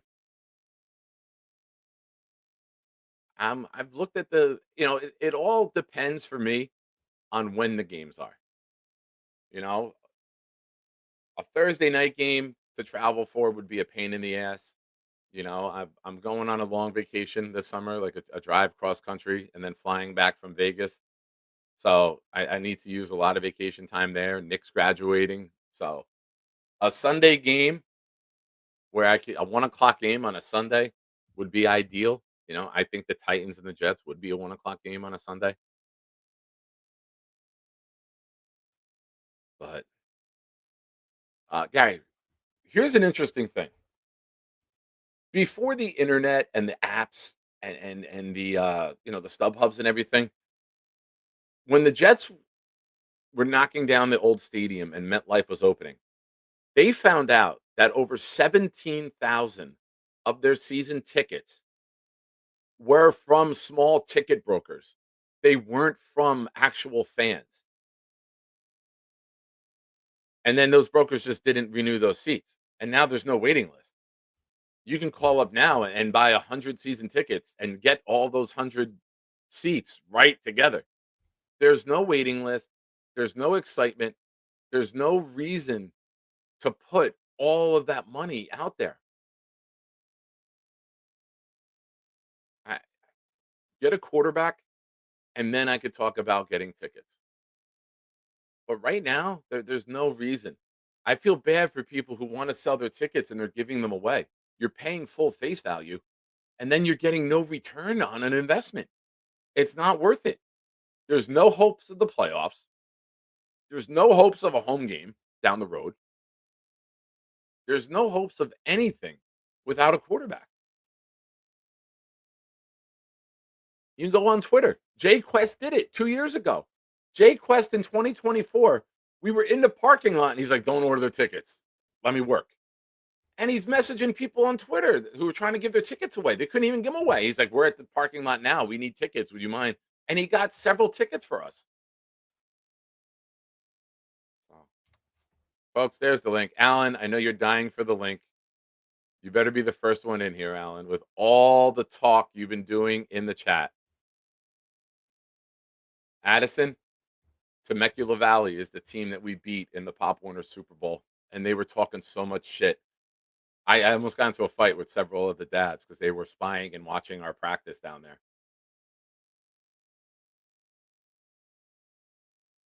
Oh, this is saddening. It's Frank Reich and Carson Wentz. Yeah, let's run back the 2018 Eagles that they got rid of everybody. Ladies and gentlemen, it's always a pleasure to look at me. But how about looking at two of me? All right. What's up, buddy? What's up, man? Oh, bearded big fella. Look at Yeah. that thing Yeah, going. look at that, right? Yeah, no, I had to get in here before Alan starts glazing Drake May and shit. So, The Drake May, who's led the worst playoff offense in NFL history. No NFL team has ever made the Super Bowl with less points or yardage by their quarterback. That Drake May? Yeah, that's exactly the Drake May I'm talking about. So, yeah. Allen will be Tanya Harding. Allen is going to go take a baton and hit Sam Darnold in the knee or puncture JSN's Achilles. He'll do anything to be right. I wouldn't put it past him to go attack those guys. We get Gorman a Patriots jersey, bro. We need to get him a Patriots jersey.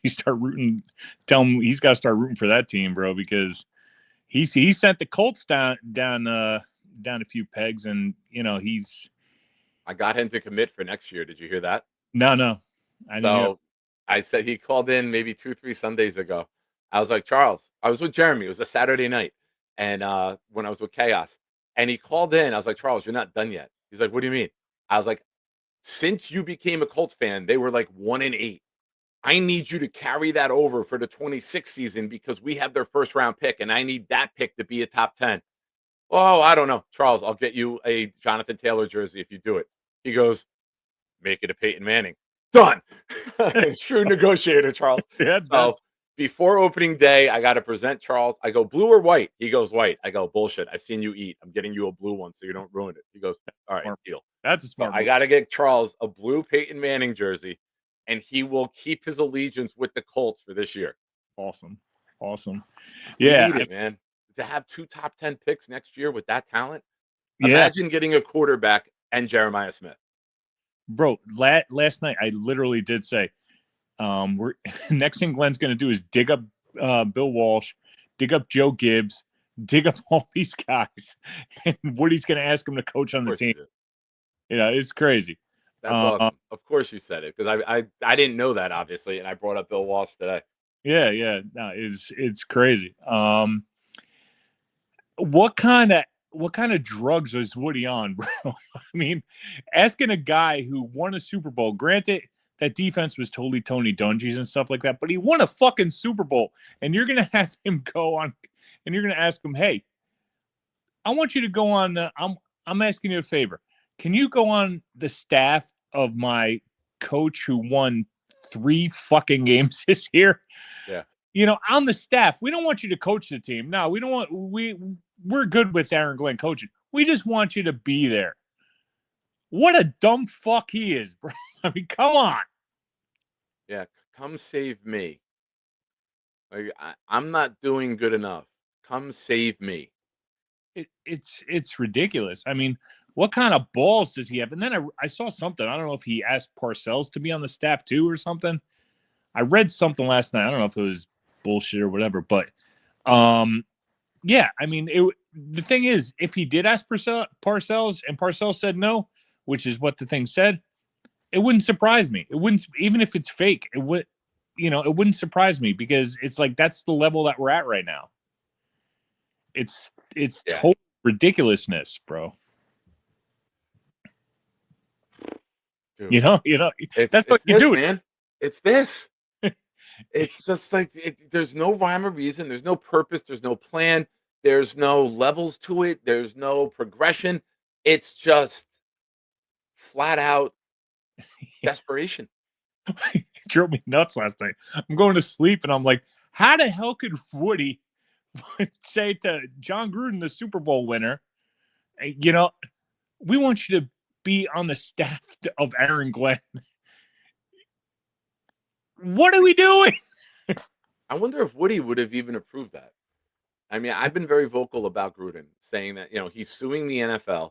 Yeah, I don't think that any NFL owner would allow him to come on, because when you're suing the NFL, for those that don't know, you're suing the owners. right. And Gruden has a lawsuit against the NFL right now for, I don't know if it's collusion or whatever. When those emails got released, they weren't supposed to release anything, and then his got leaked, and only his. So he does have a leg to stand on with how it was handled.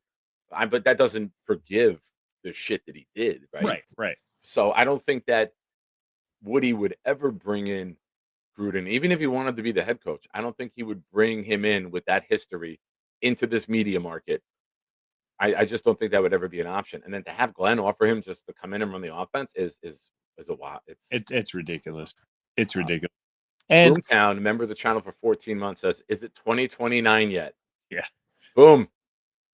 You might have to push that one back, brother. exactly, 2029 might be too optimistic, my friend. we're gonna be like the Red Sox back in the day, bro. remember all the time before they won this World Series, how many years it took and everything, or the Cubs or something like that. That's where we're at right now, bro. Yeah. I mean, we're gonna have 2010 chance instead of 1918 chance. Exactly. And for the people saying, about Saleh last year, Vrabel we could have hired Vrabel. Vrabel was never coming here, bro. No, he used us. Yeah, he used us. I He mean, used us. dude, he hates us. Okay, as a player, he hated us. I hate us now. We hate us.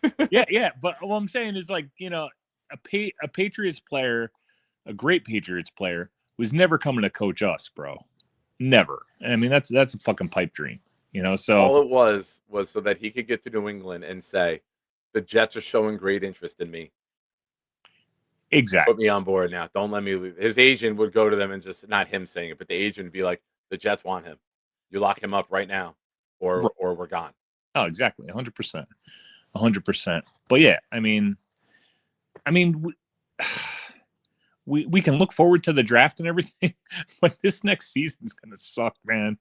It's gonna be bad. Yeah. Someone said last night, can we just simulate?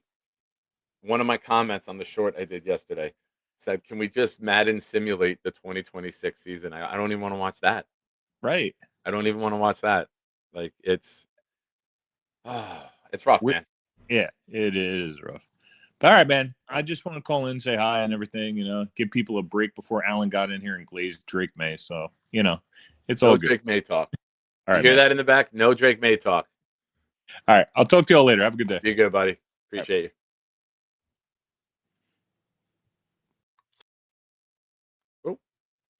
By the way, the big fella would sell his kid to Somalia if Drake May was the Jets quarterback. Trust me. God. Okay. Thank you. You Again, just mean Minnesota? Yeah, pretty much. Yeah, everybody's there now. By the way, I'm all fine with 2026 being a full rebuild, which I think it will be. There's no choice at this point. Okay. Please do not mention Alex Anzalone at 32 years old coming here. Please, enough. I agree. Why? I agree. I'm not, like, I know people bring his name up. I'm with you on this one. I don't see you bringing in a 32-year-old middle linebacker when the rest of the roster is this bad. That would be like, hey, a final piece of the puzzle move. Like, we need that veteran to. I can't get excited about that, man. Like, I wouldn't. I would think that's a disappointment, especially when you have Styles, Allen, and Hill. I would rather get younger, bigger, faster, stronger at middle linebacker than bringing in a 32-year-old guy. But you know what's even crazy? Again, I had mentioned the Browns and the Cardinals and the Jets in the same sentence. The Browns have Monken and Schwartz as their coaching staff. Can you believe that? They are 95 times better than what we have right now. Yeah. It's crazy. Monken, I wanted Monken 3-4 years ago. And now Monken is going to Cleveland and he will turn things around. He will. Stop it. He will. Stop it. You're not turning anything around in Cleveland. I have more confidence in Cleveland than I do with the Jets. I do. Not saying much. It's not saying much. Not saying much. But again, I just want someone to Someone needs to rein Aaron Glenn in. Someone needs to basically be a little bit transparent of what's going on. I think things are just running amok in that organization. And all I keep hearing hour by hour is the media just glazing the Jet organization. Someone needs to rein him in, or someone needs to be honest with the fan base and tell the fan base this is a 2-3 year rebuild. That's pretty much what needs to be said. Now it's just a mess. I agree with you. We know that. I think it would be nice to hear that. Someone has to say And it. I know that they can't say we're not looking to win, right? You can't do that with the NFL. You can't say we're tanking to get a quarterback next year. You can't do that. You lose your draft pick. But I think anyone with a logical, rational outlook looking at the Jets could say they went in to win at their best with their full roster. And there was different reasons we lost different games. The Gibson fumble, Fields not be able to make a throw. Taylor couldn't make the throw at the end of the Bucks game. Fields didn't make the throw at the end of the Denver game, which got Wilson injured, right? It was the beginning of his downfall. It was the first time he got banged up there. All of it. All right. Then you trade Quinnen and Sauce. Okay, you're getting draft picks. It's clear to anybody that there was a plan to go for the future and that winning present day did not become a factor. And when you start Brady Cook for the last 5 games, which were unwatchable football, it tells the fan base, all right, okay. While I do have confidence in Muji, when the owner basically calls him Aaron Glenn's sidekick, how do I have confidence right now? I need somebody with authority to come out and say, this is the structure of this organization. This is where I see the organization in 2026 and beyond. Until then, nothing that's happening right now, I fully can grasp because I don't know what's going on. When you hire a guy after a quick Zoom, like they did last night with this Dolphins pass coordinator defensively, you can't take anything within this organization seriously. And I do feel bad for people who are willing to spend season ticket money. I don't understand how they do. I don't get it. It makes no sense. Perfect segue. Thank you.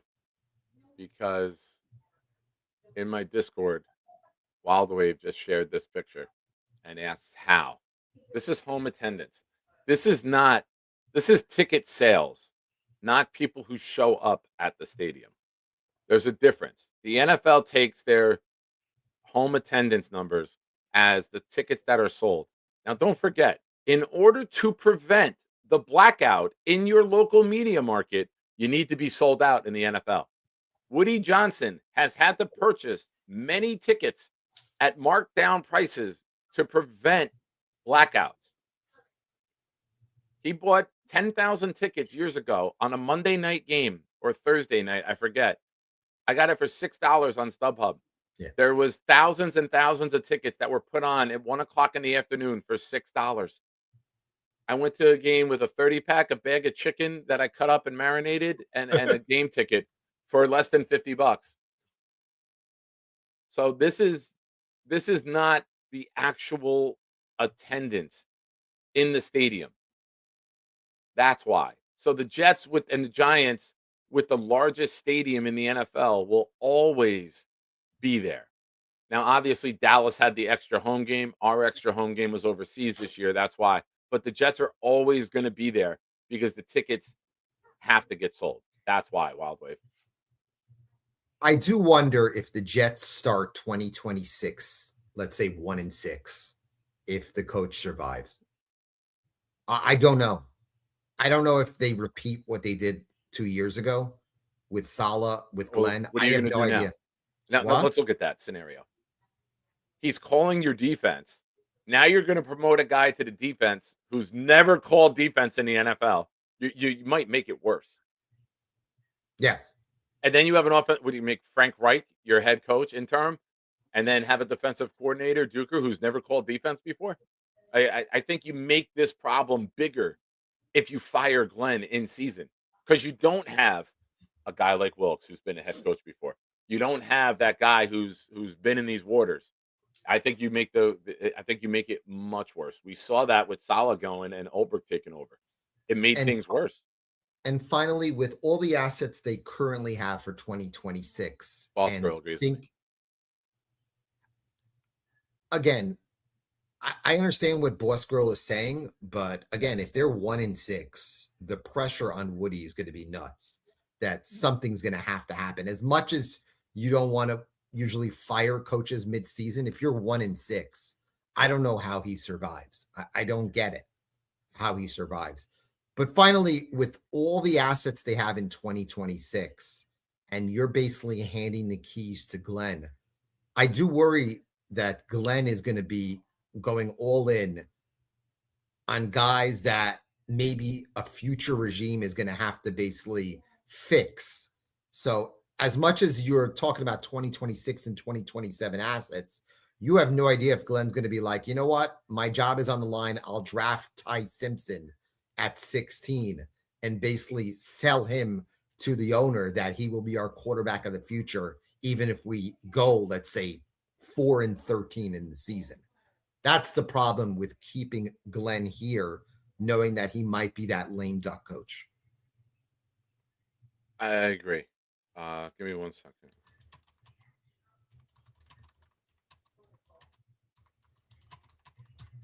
But again, I am not rooting for the Patriots. I'm happy that Drake May is in the Super Bowl because I like the player.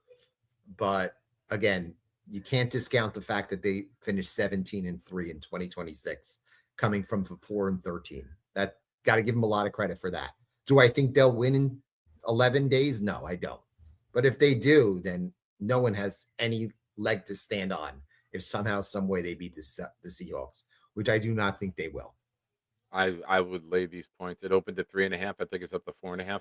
I think it's 31-13, 31-16. I think it's I agree with I think you. it's over early, and I think you see very quickly in this game that they can't hang.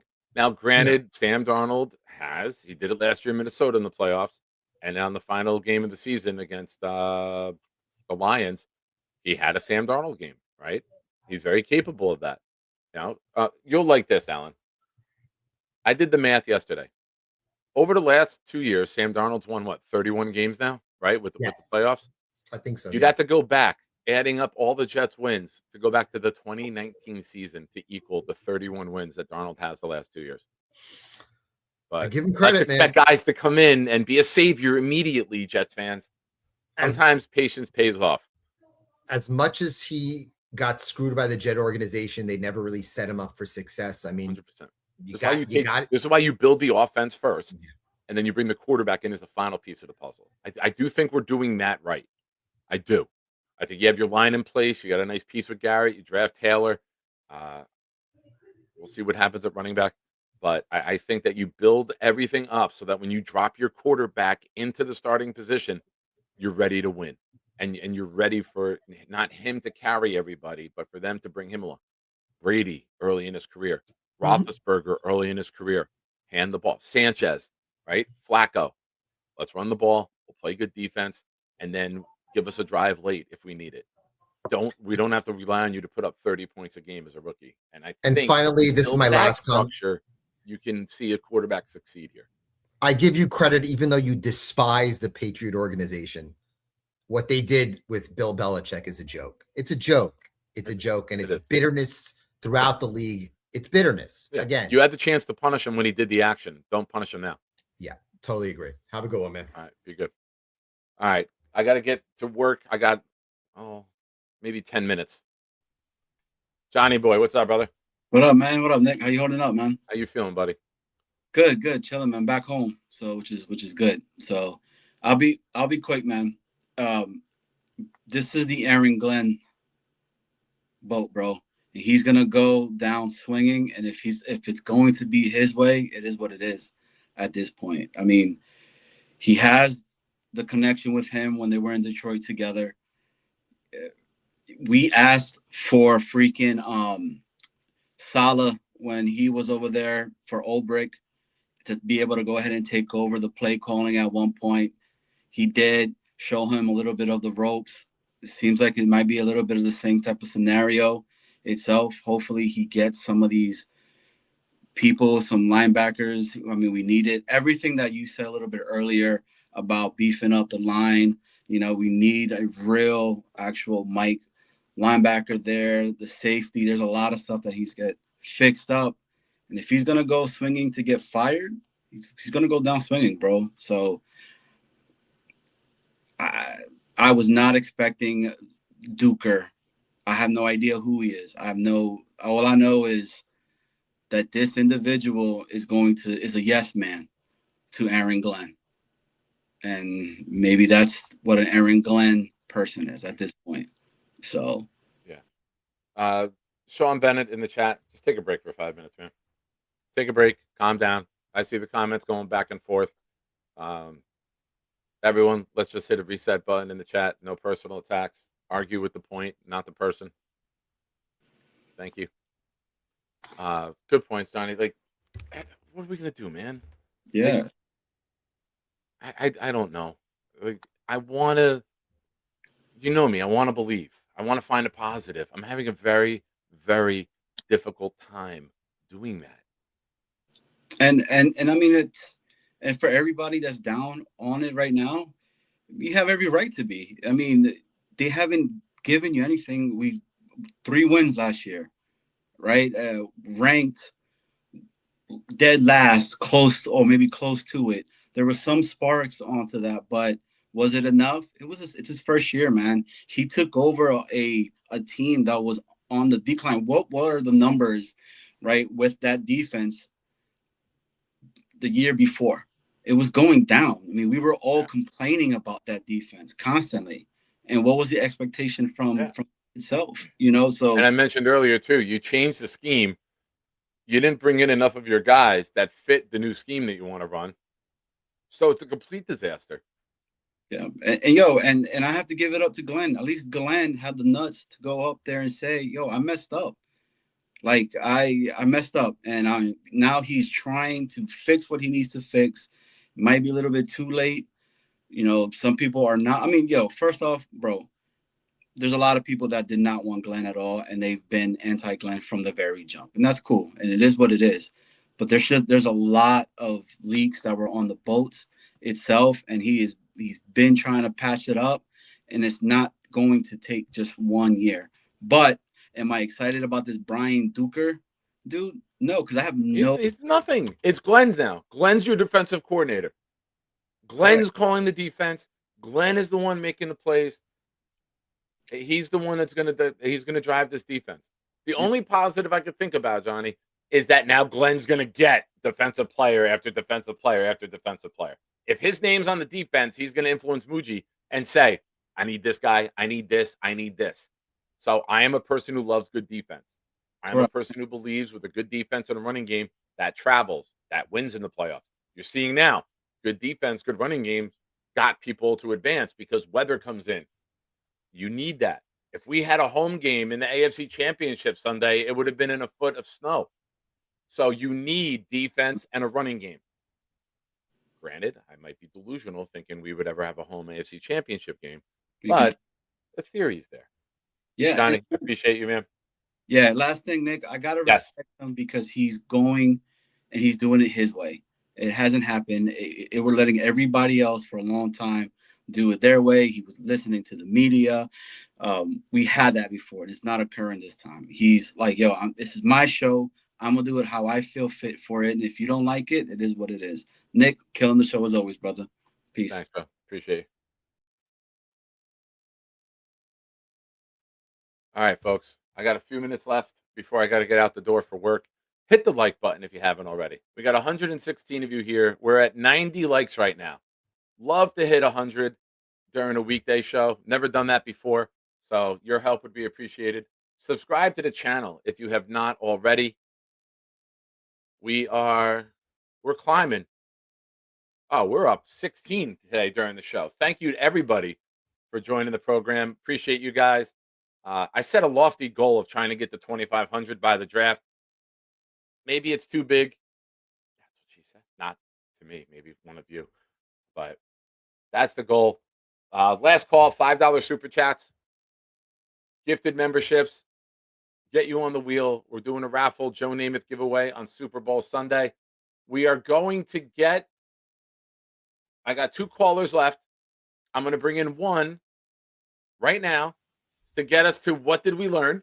And then I'm going to exit. I'm going to bring you back in. So throw us to what did we learn? Well, what did we learn today? Courtesy of the Nick Shine Show. Now, back to Nick Shine. Thank you, sir. Appreciate you. You're the man.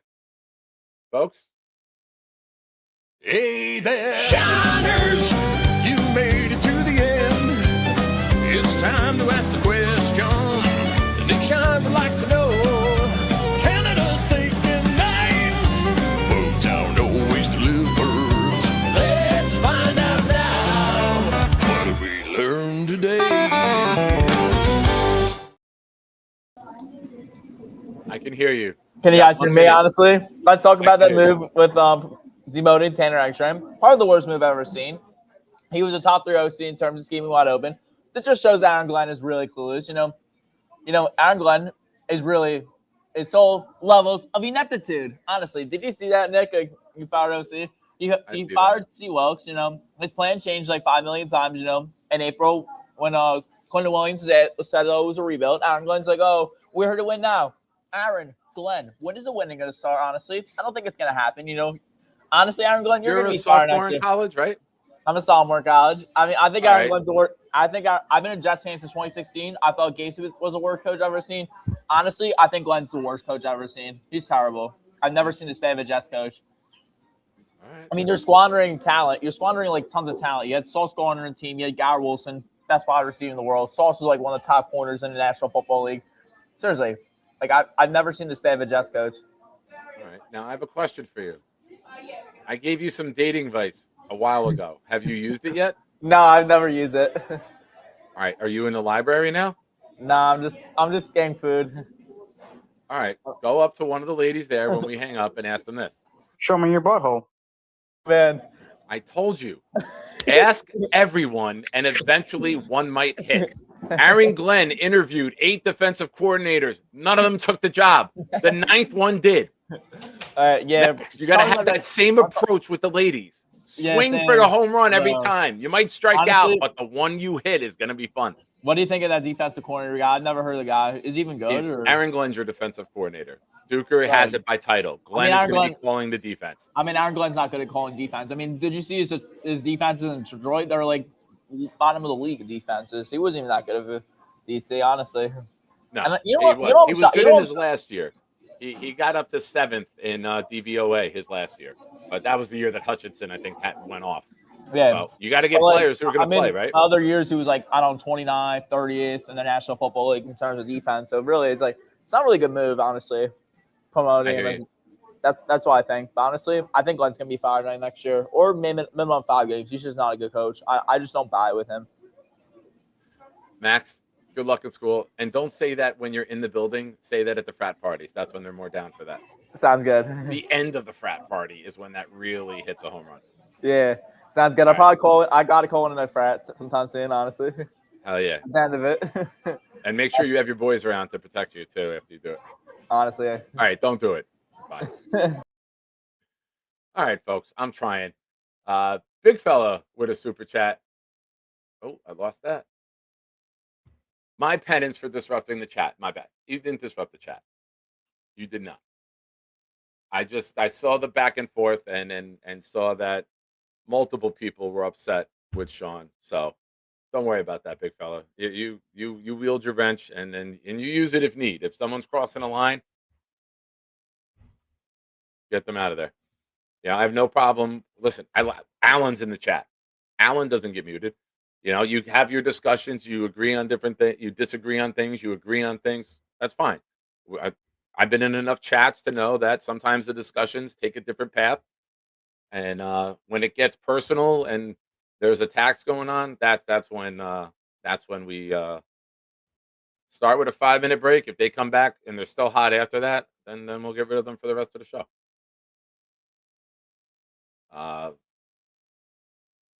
Robert says, I learned Max hasn't hit a home run yet. Oh, we got one more caller.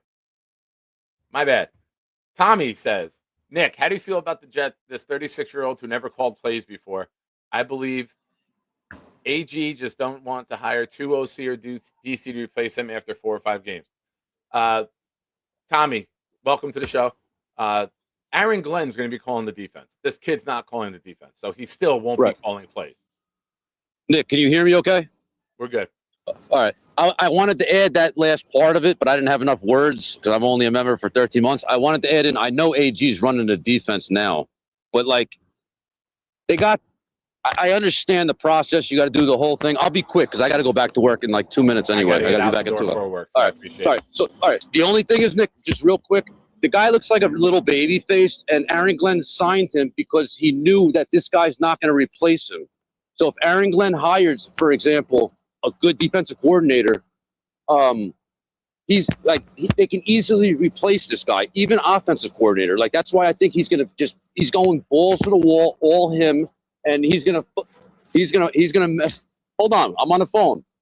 What's up, Steve? How are you? He doesn't want to have his job taken over, so he's going down with the ship. That's how I feel. I mean, you could have had an experienced guy. We're in for a hell of a show, Nick, and I wish you well. JETS, Jets. Oh, Nick, real quick, one last thing. Sure. I want to tell everybody out there, be safe, because I was walking. I almost got killed. It was a big tractor trailer coming, and everything off the roof of the thing was ice. It all landed on me. Like my hand, I feel like I broke my hand. It landed on if that would have landed on my head, I would have been, I don't know what. So just everyone out there, be safe, because it's crazy. Like, I'm walking down the street and shit's flying off tractor trailers. So everyone be safe out there if you're walking. Tommy, you are setting me up for a possible tremendous joke about staying off the streets when you don't need to be there so you don't get hit by ice. But I'm not going to do it. I'm not going to be divisive. Right. Anyways, for all the Jeff fans, man, God bless, Nick. Great show. I tuned in late, but I'll rewind to watch later. God bless. Awesome. Have a good day. Thanks, go Jets. Be good. All right. I make jokes. Forgive me. Sean says, I apologize, Nick, but all I said was Asperger's and Big Fella lost his cookies. Just apologize. Leave it there. Don't just apology accepted. You know, we're all adults. We move forward and we don't carry it on from show to show. That's all. I appreciate you. All right. I would love to stay on and talk all day. I would. We got a big crowd here still. We're at 99 likes. I'm hitting refresh. We're at 101. Thank you to everyone for being a part of the program today. Couple, what did I learn that I saw? Robert, I learned Max hasn't hit a home run yet. Yes. ISU. I learned Nick subscribed to the shotgun approach. You might miss 8, but when you hit that 9th, it's a good time. Shout out to 9 Toes. 9's a good number. Alfredo, President Raider fan. Hey, yes, don't be careful. Stay inside. All right. I missed any what did we learn? We did not. So, ladies and gentlemen, I played the wrong video before. I played that one too early. We got now. Let's go to what did we learn today, courtesy of Nick Shine. And now, Boomtown, if you would please drop it like it's hot. Hey there, Shiners, you made it to the end. It's time to ask the question. The Nick Shine would like to know. Canada's taking names. Boomtown always delivers. Let's find out now. What did we learn today?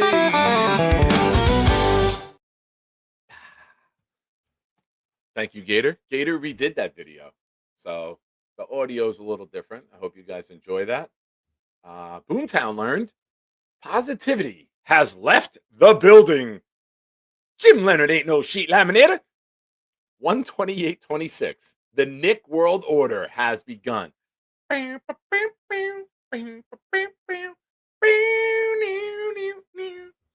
Johnny is a receiver, according to multiple bathroom walls. Bonus.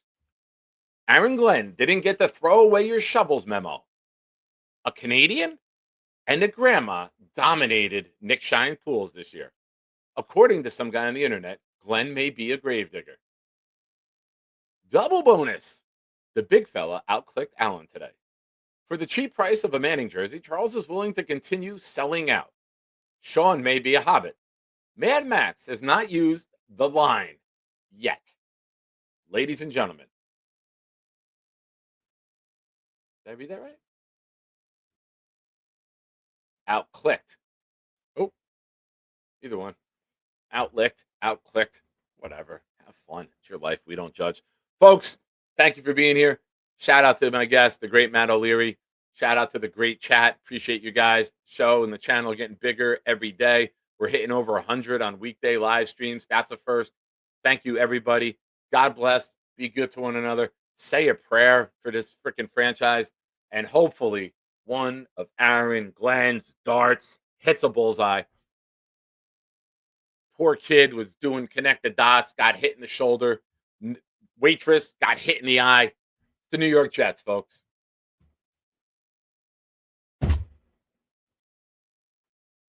I don't know anymore.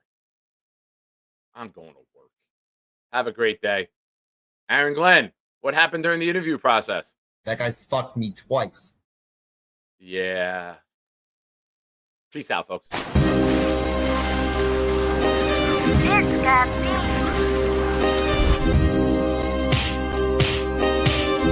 Gentry covered in football. Any day, any night, we all shine, bro. First class shine time, the Nick Shine Show. Anytime on YouTube, if you don't know, the Nick Shine Show, the Nick Shine Show. Dim the lights, but it's still bright as Nick time. Day or night, this is his prime, it's Nick Shine. Proud fan, well defined, to get in line. Toe to toe with any show, he only got 9. The best show on YouTube, bro, is easy. We talk Jets all day, please believe me. Subscribe, you just gotta click the family. We not a click in 3D. You can see a beautiful DP. We see through the fake teams and the tea leaves. So we pray for a coach and a QB and hope that we close to the top in the new league. A toast to the host with the most, Nicky. Who, me?